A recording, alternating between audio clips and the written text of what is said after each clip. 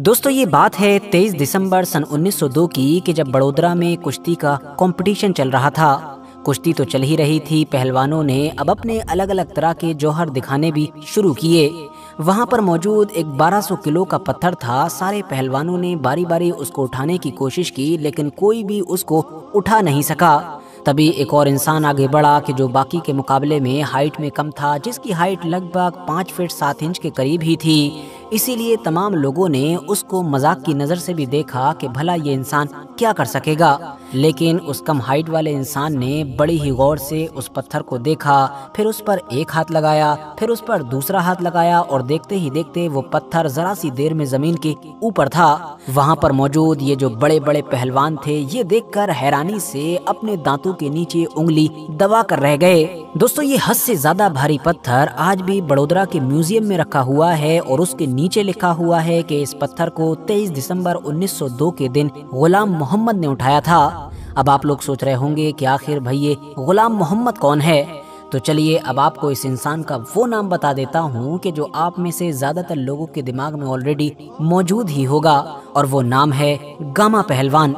वही गामा पहलवान के जिनको रुस्तमे हिंद, रुस्तमे जमाना और न जाने कौन कौन से बड़े नामों से भी याद किया जाता है। गामा पहलवान की हैसियत का अंदाजा बस इसी बात से लगाया जा सकता है कि ब्रूस ली को भी इनका गुरु माना जाता है, क्योंकि ब्रूस ली जैसे इंसान को भी इनसे ट्रेनिंग लेनी पड़ी थी। RH नेटवर्क की नॉलेजेबल फ्रेंड्स, हमारी ये कहानी शुरू होती है मध्य प्रदेश के दतिया इलाके से। 19वीं सदी की बात है, जब इस इलाके के राजा हुआ करते थे भवानी सिंह, कि जिनको पहलवानी का बहुत शौक था। इसी वजह से बहुत सारे बड़े बड़े और मशहूर पहलवानों से उनकी जान पहचान और दोस्ताना भी हुआ करता था। इन्हीं में से एक नाम था अजीज बख्श, कि जिनकी मौत की वजह से अब उनके दोनों बेटों को भवानी सिंह ने अपने अंडर में ले लिया था और उनकी ट्रेनिंग वगैरह करवाने की जिम्मेदारी भी संभाल ली थी। और अजीज बख्श के इन्हीं दोनों बेटों में से एक का नाम था गुलाम मोहम्मद बख्श और दूसरे का नाम था इमाम बख्श। इनमें से जो गुलाम मोहम्मद बख्श थे, उनको घर पर लोग गामा कहते थे, तो इसीलिए वो हर जगह ही अब गामा के नाम से मशहूर हो गए। इन दोनों ही भाइयों ने पंजाब के एक फेमस पहलवान यानी कि माधव सिंह के साथ पहलवानी सीखी थी, और अभी लगभग 10 साल ही उम्र रही होगी कि जब इन्होंने एक कंपटीशन में भी हिस्सा ले लिया। हुआ ये था कि उस दौर में जोधपुर के जो राजा थे वो एक कंपटीशन करवा रहे थे, जिसका मेन मकसद था सबसे ताकतवर आदमी को चुनना। यानी जो पहलवान भी इस पूरे कंपटीशन में, इस पूरे टूर्नामेंट में लास्ट तक पहुंचता, जाहिर है वही विनर बनता और उसी को सबसे ताकतवर आदमी का टाइटल दिया जाता। पूरे इंडिया से लगभग 400 से भी ज्यादा पहलवानों ने हिस्सा लिया था, और ये सारे ही लंबाई, चौड़ाई, मोटाई और एक्सपीरियंस हर मामले में एक से बढ़कर एक थे। इस टूर्नामेंट में मुश्किल से मुश्किल कसरत या मुश्किल से मुश्किल कारनामे करके दिखाने होते थे, और जो भी नहीं कर पाता था वो जाहिर है हार कर बाहर हो जाता था। मानो ये नॉकआउट मुकाबले थे कि जो जीता वो आगे वाले राउंड में पहुंच गया और जो हारा वो बाहर होता चला गया। आखिर में पहुंचते पहुंचते सिर्फ 15 ही पहलवान बचे थे, और उन 15 पहलवानों में से एक 10 साल का लड़का यानी कि गामा पहलवान भी था। जोधपुर के राजा तो इसी बात से हैरान थे कि इतना कम उम्र का ये लड़का इतने उम्र दराज पहलवानों में इतना आगे तक कैसे पहुंच गया। और आखिर में राजा साहब की तरफ से गामा पहलवान को ही विनर घोषित कर दिया गया। और यही वो पहला वक्त था कि जब पूरे भारत की नजर गामा पहलवान पर पड़ी थी और पूरे ही भारत के लोग गामा पहलवान को जानने लगे थे। लेकिन दोस्तों किसी को शायद अंदाजा नहीं था कि ये तो बस शुरुआत ही थी, क्योंकि इसके बाद अगले 50 सालों तक गामा पहलवान पहलवानी करते रहे और अपनी जिंदगी में कभी भी नहीं हारे। पूरी दुनिया में नाम कमाया। दुनिया के उस दौर के जो सबसे मशहूर और सबसे ताकतवर पहलवान थे, उन सभी को हराया। दुनिया के बड़े बड़े पहलवानों को एक बार नहीं बल्कि कई कई बार हराया, और कई बार तो चैलेंज करके भी हराया। और इसी शोहरत और काबिलियत का ही नतीजा था कि ब्रूस ली जैसा इंसान भी उनके पास ट्रेनिंग लेने के लिए आया था। माना जाता है कि गामा पहलवान की तरफ से हर दिन 5000 दंड और 3000 पुशअप मारे जाते थे। और डाइट यानी कि उनकी खुराक की बात करें तो वो 6 देसी मुर्गे, 10 लीटर दूध, आधा किलो देसी घी, और इसके अलावा ऊपर से बादाम की टॉनिक, ताकि चुस्ती और दिमागी ताकत मेंटेन रहे। हैरानी की बात तो ये है कि गामा पहलवान ने सिर्फ 19 साल की उम्र में ही उस दौर के रुस्तमे हिंद को चैलेंज कर दिया था। रुस्तमे हिंद एक टाइटल हुआ करता था जो उस दौर में उस पहलवान को दिया जाता था कि जिसको यूनाइटेड इंडिया मतलब इंडिया, पाकिस्तान, بنگلہ دیش اس پورے ہی علاقے کا سب سے بڑا پہلوان مان لیا جاتا تھا۔ اس دور میں رستم ہند کا یہ ٹائٹل رحیم بخش سلطانی والا کے پاس ہوا کرتا تھا، جن کی ہائٹ گاما پہلوان سے لگ بھگ 2 فٹ زیادہ تھی۔ ویسے تو اس بات میں کوئی شک نہیں ہے کہ پہلوانی میں ہائٹ کا فائدہ حد سے زیادہ ملتا ہے، لیکن گاما پہلوان کو اپنی کم ہائٹ ہونے کی نہ تو کبھی چنتا ہوتی تھی اور نہ ہی ان کو اس سے فرق پڑتا تھا۔ گاما پہلوان کی طرف سے رستم ہند رحیم بخش کو چیلنج تو کر دیا گیا تھا، مگر اس دور میں لوگوں کا یہی ماننا تھا کہ گاما پہلوان کبھی رحیم بخش کے سامنے ٹک ہی نہیں سکتے ہیں، کیونکہ بھائی رحیم بخش نہ صرف ہائٹ میں ہی زیادہ تھے بلکہ لمبا ایکسپیرینس تھا، اور ظاہر ہے جب رستم ہند بنے تھے تو بہت سارے بڑے بڑے سورماؤں کو ہرا کر ہی بنے ہوں گے، جبکہ دوسری طرف گاما پہلوان نہ صرف ہائٹ میں کم تھے بلکہ ابھی نئے نئے تھے، لیکن مقابلہ تو ہونا تھا اور آخرکار پہلی بار یہ دونوں آمنے سامنے آئے۔ دونوں نے ایک سے بڑھ کر ایک پیترے اپنائے اور ایک دوسرے کو مات دینے کی کوشش کی، لیکن یہ مقابلہ ختم ہونے کا نام ہی نہیں لے رہا تھا۔ کئی گھنٹوں تک چلتا رہا اور کوئی بھی نہ تو ہار رہا تھا اور نہ ہی جیت رہا تھا۔ کئی گھنٹوں تک جب لڑتے لڑتے دونوں ہی پہلوان تھک کر چور ہو گئے تو پھر اس مقابلے کو ڈرا گھوشت کر دیا گیا۔ کہنے کو تو یہ مقابلہ ڈرا تھا، لیکن پھر بھی اس مقابلے نے پورے انڈیا میں گاما پہلوان کو اسٹار بنا دیا، کیونکہ رستم ہند سے اتنی کم عمر میں مقابلہ ڈرا کروا دینا کوئی معمولی بات نہیں تھی۔ لیکن گاما پہلوان تو بھائی ابھی بھی ماننے کے لیے تیار نہیں تھے۔ کچھ وقت کے بعد انہوں نے ایک بار پھر سے رستم ہند کو چیلنج کر دیا اور اس بار وہ اور بھی زیادہ تیاری کے ساتھ آئے۔ مقابلہ شروع ہوتے ہی اس بار گاما پہلوان نے ایگریسو موڈ میں زبردست داؤں چلنے شروع کر دیے۔ حالات تو ایسے بنے کہ بیچ کشتی میں ہی نہ صرف گاما پہلوان کی ناک سے خون نکلنے لگا بلکہ ان کا ایک کان بھی کٹ گیا، لیکن گاما پہلوان ہار ماننے کے لیے تیار نہیں تھے، نہ ہی کسی بھی حال میں یہ مقابلہ رکا، اور جب یہ مقابلہ رکا تو اب گاما پہلوان رستم ہند کو ہرا چکے تھے۔ ان دونوں کے بیچ کی یہ کہانی یہیں پر ختم نہیں ہو جاتی ہے، بلکہ گاما پہلوان اور رحیم بخش کے بیچ ایک تیسرا اور آخری مقابلہ 1911 میں الہ آباد کے اندر ہوا، اور اس بار تو رحیم بخش کا یہ جو رستم ہند کا ٹائٹل تھا یہی داؤں پر لگا ہوا تھا۔ اس دور تک گاما پہلوان بھی آلریڈی پوری دنیا میں مشہور ہو چکے تھے، وہ بھی ایک ایسے پہلوان کے طور پر کہ جنہوں نے کبھی کوئی مقابلہ ہارا ہی نہیں تھا۔ پچھلی بار کی طرح اس بار بھی گاما پہلوان پوری تیاری کے ساتھ تھے اور ایگریسو موڈ میں تھے۔ بالکل شروعاتی مقابلے میں ہی گاما پہلوان نے ایسا داؤں کھیلا اور اتنی زبردست طریقے سے رحیم بخش کو پچھاڑا کہ رحیم بخش زور زور سے چلانے لگے۔ مینجمنٹ کے لوگ فوراً ان کے پاس پہنچے، وہ زور زور سے چلا کر یہ کہہ رہے تھے کہ شاید ان کی پسلی ٹوٹ گئی ہے، اور رحیم بخش اس وقت ہل ڈل بھی نہیں پا رہے تھے۔ ڈاکٹرز وہیں پر موجود تھے، انہوں نے جب دیکھا تو بتایا کہ ہاں پسلی تو نہیں ٹوٹی ہے، لیکن درد اتنا زیادہ ہو رہا ہے کہ جس کو رحیم بخش برداشت نہیں کر پا رہے ہیں، جس کی وجہ سے اب رحیم بخش کا لڑنا بھی امپاسبل ہے۔ ڈاکٹرز کے یہ کہنے کے بعد ہی اب گاما پہلوان کو ونر گھوشت کر دیا گیا اور اس طرح سے گاما پہلوان بن گئے رستم ہند۔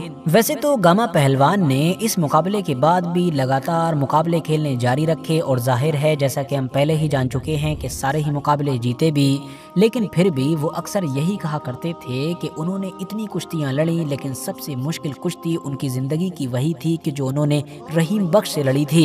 بلکہ گاما پہلوان نے تو انٹرویو میں یہ بھی کہا تھا کہ ہمارے کھیل میں اپنے سے بڑے اور قابل انسان کو گرو مانا جاتا ہے، اسی لیے میں نے بھی رحیم بخش سے 2 کشتیاں جیتی تو تھیں، لیکن دونوں ہی کشتیوں کے بعد میں ان کے قدموں کی دھول کو اپنے ماتھے سے لگانا نہیں بھولا تھا۔ دوستو 1911 آتے آتے گاما پہلوان اب رستم ہند یعنی کہ ہندوستان کے سب سے بڑے پہلوان تو بن ہی چکے تھے۔ اس پورے ہی علاقے میں کوئی بھی ایسا اہم اور مشہور پہلوان نہیں بچا تھا کہ جس کو گاما پہلوان نے چت نہ کیا ہو، اسی لیے اب ان کی نظر پڑی باقی دنیا پر یعنی کہ انٹرنیشنل پہلوانوں پر۔ انہوں نے لندن کا رخ کیا کیونکہ اس دور میں لندن کے اندر ایک ہیوی ویٹ چیمپئن شپ ٹورنامنٹ ہونے والا تھا۔ گاما بھی اس میں حصہ لینا چاہتے تھے، مگر پرابلم یہ ہوئی کہ ہیوی ویٹ کیٹیگری کے حساب سے گاما کا جو وزن تھا وہ کم پڑ رہا تھا، اس وجہ سے ان کو اس میں حصہ ہی نہیں لینے دیا گیا۔ لیکن گاما بھی بھلا کیسے ماننے والے تھے، انہوں نے دوسرا طریقہ اپنایا اور اس ٹورنامنٹ میں آنے والے سبھی پہلوانوں کو ہی چیلنج کر ڈالا۔